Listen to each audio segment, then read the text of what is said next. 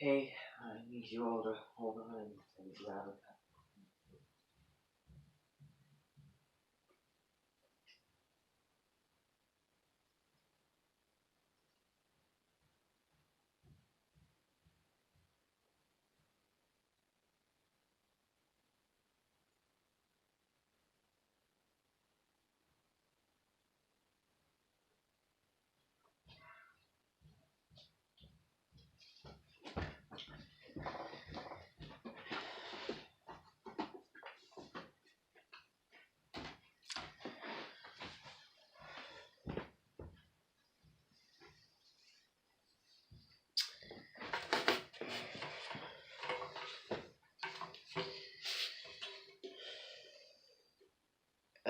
You know what? I'm not, okay.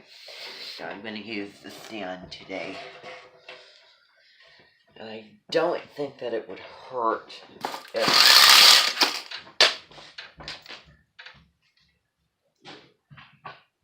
Okay, so here's how it's gonna go today. We're not gonna stay here for the entirety of this meeting. What we're gonna be doing is, we are going to be in here.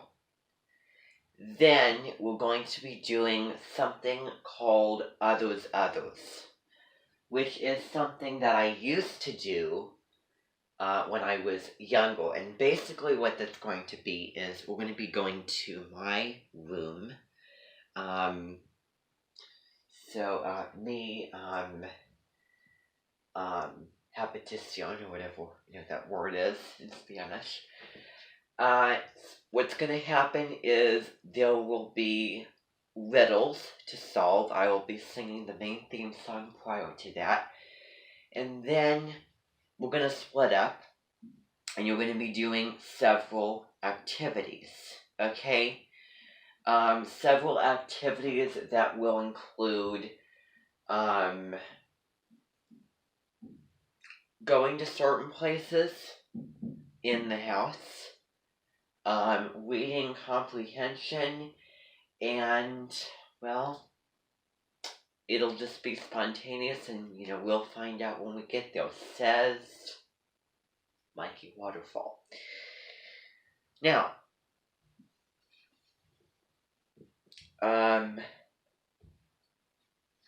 excuse me for 1 moment.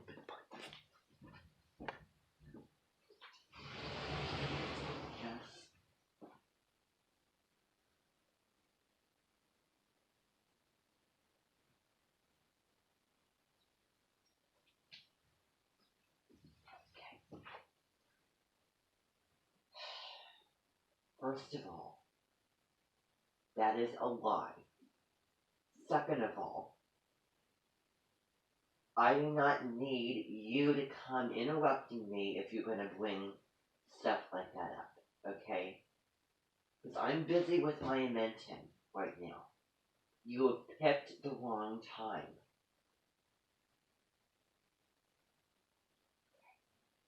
Okay, I don't need to hear it, okay? I do not need to hear it. I do not need to hear it.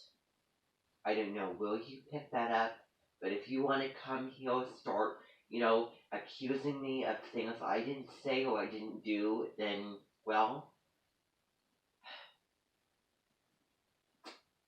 I don't think that is my problem. Because I don't...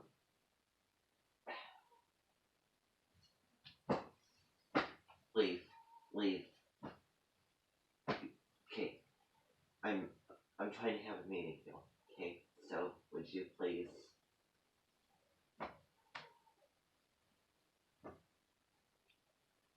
leave. Be gone.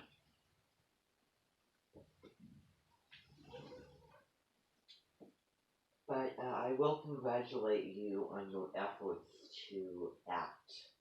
Whoever set this whole game up, I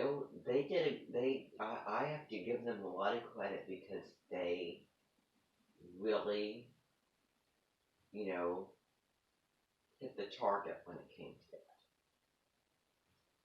that. I think that they have great, knowledge base and understanding and, know how to, stir the pot, know how to push my buttons. Well, you know what? I'm just gonna laugh at it because I can guarantee you that this is a joke. Really, really funny. Now,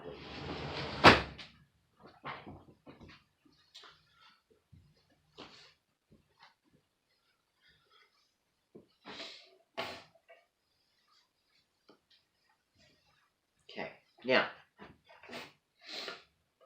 oh, it's fine.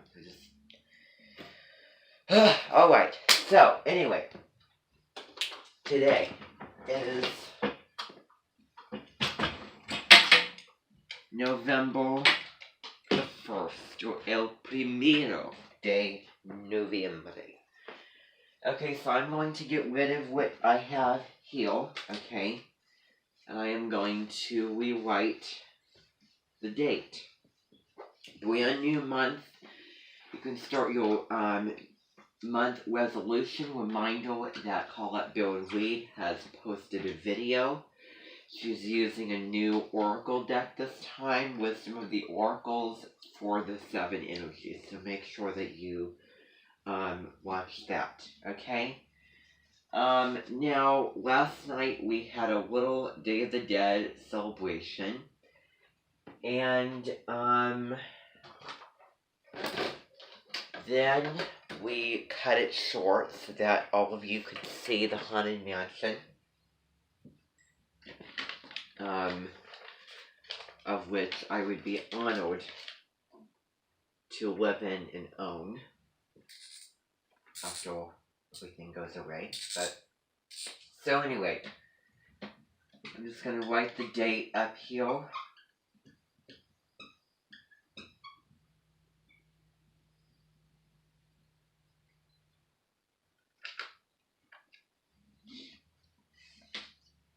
Okay.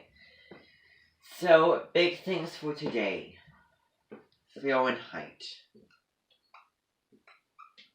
Oh, also, that Deborah Silverman's article, okay, I need you to read that by the end of today and fill out that little guide and, questionnaire, okay?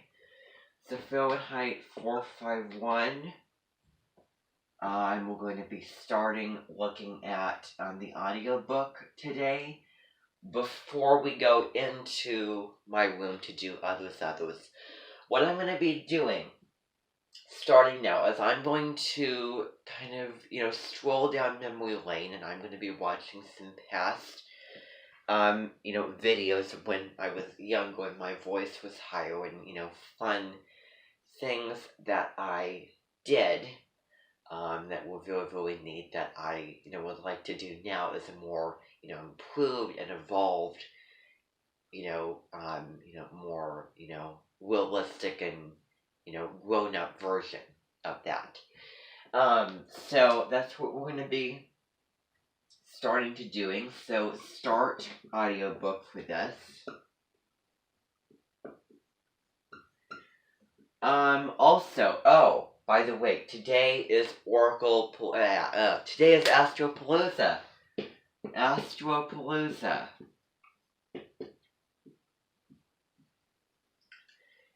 They have it all set up. It is ready to go. What is the time? What is the time? We're actually going to cut it a little bit shorter. So it's 10:24. We don't have to worry about it until this afternoon. Now here's the thing. They've already, started doing a couple of things. They've already, just, barely started, but there won't be a whole bunch of things happening now. And this afternoon at 12:45, we'll be going over there, and we will be staying throughout the whole of the afternoon. I will.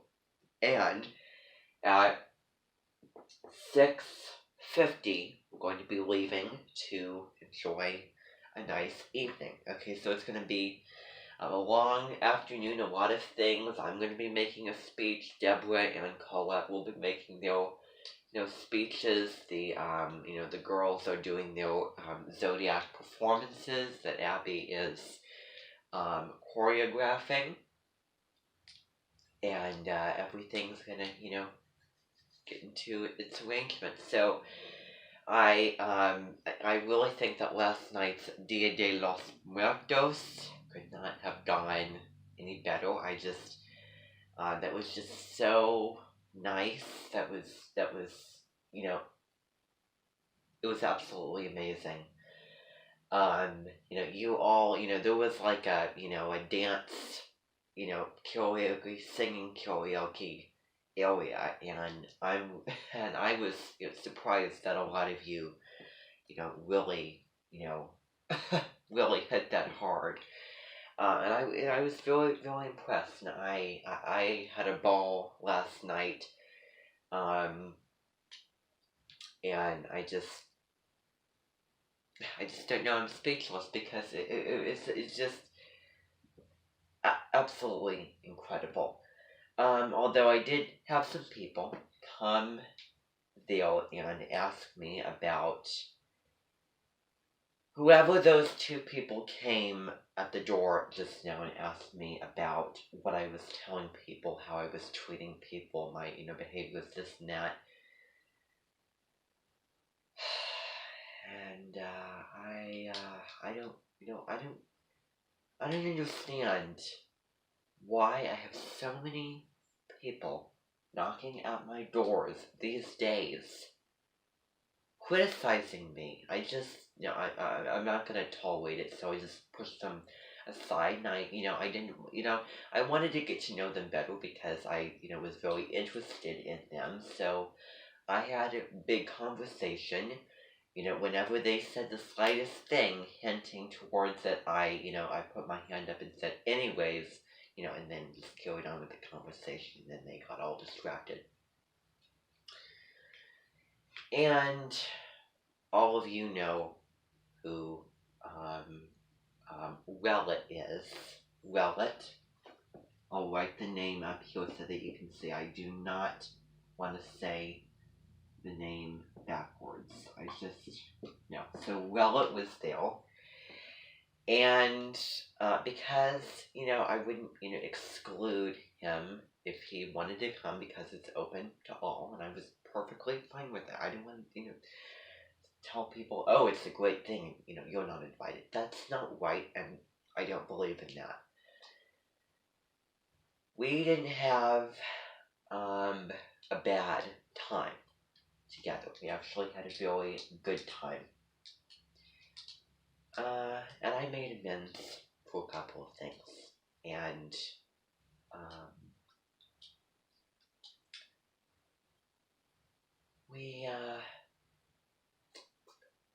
I think that you understand the whole texture of that. So anyway, this is all fine and dandy. Remember last night we had a wing bash, so we're going to be having that for lunch today. How exciting and yummy. And, well, that's pretty much it. Also, today will be a good day to start the Dragon Rider up again, okay?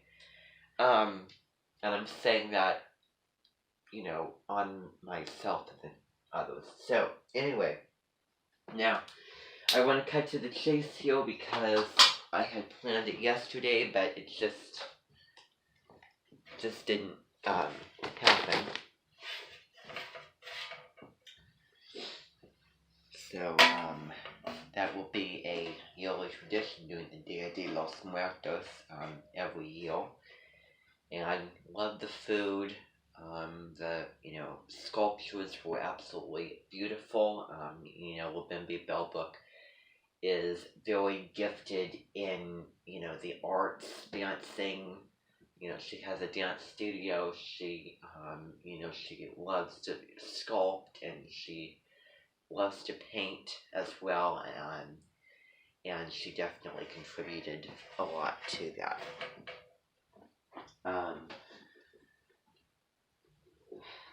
So, because she has a lot of Libra in her chart, so that contributes quite a lot to that. So I'm going to hook up the audio book. Remember that this will be listened to and not necessarily read.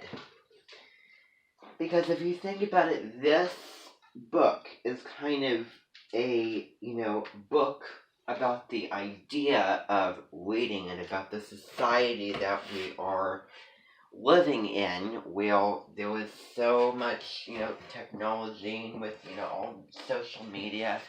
I think that myself is included.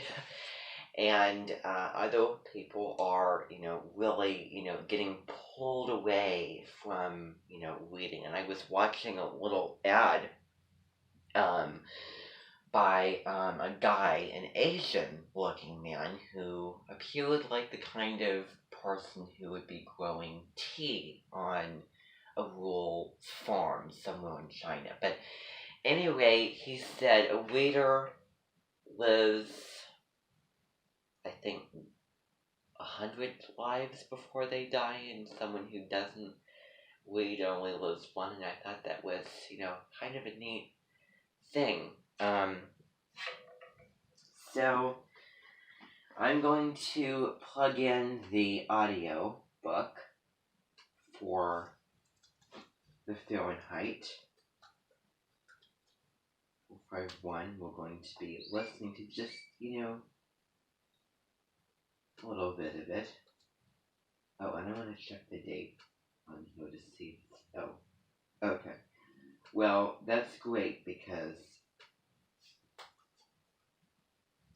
not September. So anyway,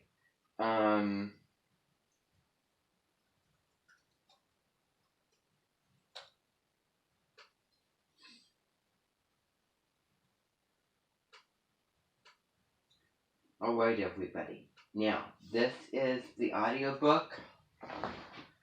Now, what I have done is I have,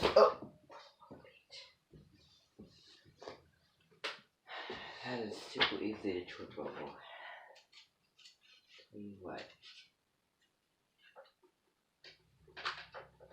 Sometimes when you're eating those wings, you accidentally, stick your teeth on the bone. It just happens because sometimes you don't see the bone. It's just like a cord where you don't always see it beneath your feet. So, anyway, everybody, I don't think that this is plugged in.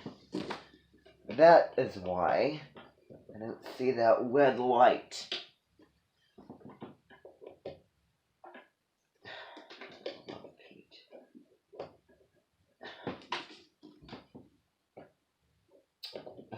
There we go.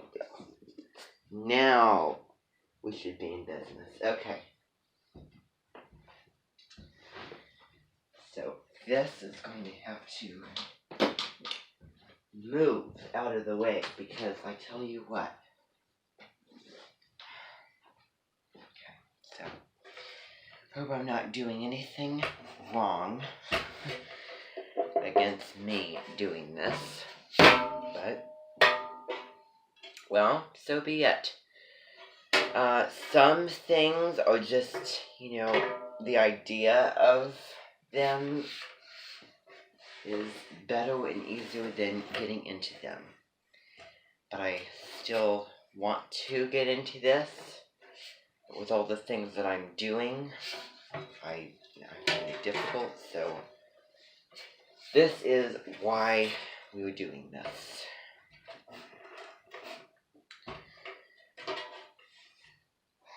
Now, here we go. Fahrenheit. Okay, so I want you to go get copies over there. Okay, I didn't even know. This is the full audio book.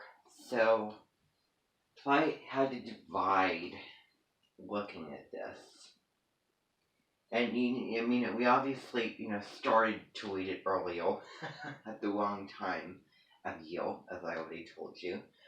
So you know what goes on, Montag, we got up to the scene where they, Montag and then that lady, what's her name? I can't remember her name.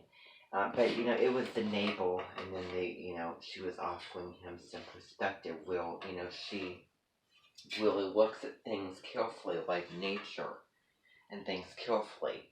And this is a society where if you were to drive slowly or look very closely at a blade of grass or a tree or a flower or sit down and really, look at a sunset and, you know, uh, read a book is a lot to tackle. Not having to do with educational school purposes, and it's really, it's a diminishing thing. People don't do it, and it could be illegal. It's it's illegal, and think about that, in a society, and the censorship, and I think that a lot of us have taken books and stories for granted, and this is kind of, a lesson for the future, telling us, oh, well, we don't want to continue this way. We don't want to go there. So the kind of a dark reminder. You can read the preface. I'm actually going to be reading the preface of this so that you can kind of get a good background understanding a little bit more. For those of you who didn't read it, that's why we're going to be going over. So this is what it says. So it's the introduction. So it says, sometimes writers write about a world that does not yet exist. And I'm going to shut that because I do not want the power to be wasted. So, sometimes writers write about a world that does not yet exist. We do it for 100 reasons. Because it's good to look forward, not back. Because we need to illuminate a path we hope, or we feel humanity will take. Because the world of the future seems more enticing or more interesting than the world of today. Because we need to warn you, to encourage, to examine, to imagine the reasons for writing about the day after tomorrow, and all the tomorrows that follow it are as many and as varied as the people writing. This is a book of warning. It is a reminder that what we have is valuable, and that sometimes we take what we value for granted. There are 3 phrases that make possible the world of writing about the world of not yet. You can tell it's science fiction or speculative fiction. You can call it anything you wish, and there are simple phrases. What if only, if this goes on. What if gives us change, a departure from our lives. What if aliens landed tomorrow and gave us everything we wanted, but at a price? If only, let us explore the glories and dangers of tomorrow. If only dogs could talk. If only I were invisible. If this goes on, is the most predictive of the 3. Although it doesn't try to predict an actual future with all its many messy confusion. Instead, if this goes on, fiction takes an element of life today, sometimes clear and obvious and normal, something troubling, and asks what would happen if that thing, that one thing, becomes bigger, became all pervasive. change the way we thought and behaved. This goes on. All communication everywhere will be through text messages or computers. Imagine. Because we have those things now. Email, all those things. And direct speeches between two people without a machine will be outlawed. It's a cautionary question, and it lets us explore cautionary worlds. People think wrongly that speculative fiction is about predicting the future, but it isn't. Or if it is, it tends to do a rotten job of it. Futures are huge things that come with many elements and a billion variables.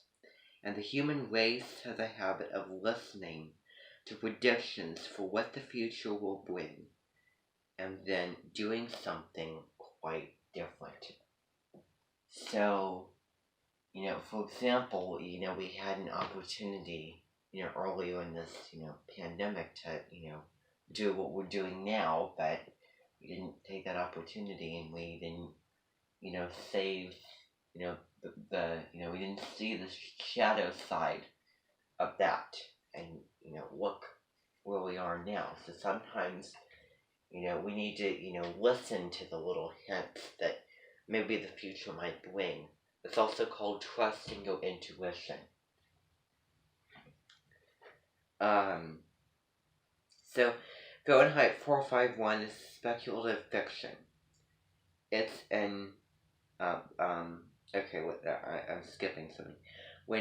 What speculative fiction is really good at is not the future but the present, taking an aspect of it that troubles or is dangerous, and extending and extrapolating that aspect into something that allows the people of that time to see what they are doing from a different angle and from a different place. It's cautionary. Fahrenheit 451 is speculative fiction. It's an if this goes on story. Ray Bradbury was writing about his present, which is our past. He was warning us about things. Some of those things are obvious, and some of them, half a century later, are harder to see. Listen. Someone tells you what a story is about, they are probably right. If they tell you that is all the story is about, they are very definitely wrong. So this book is, again, a warning about what might happen to society. Any story is about a host of things. It is about the author. It is about the world the author sees and deals with and lives in. It is about the words chosen and the way those words are deployed. It is about the story itself and what happens in the story.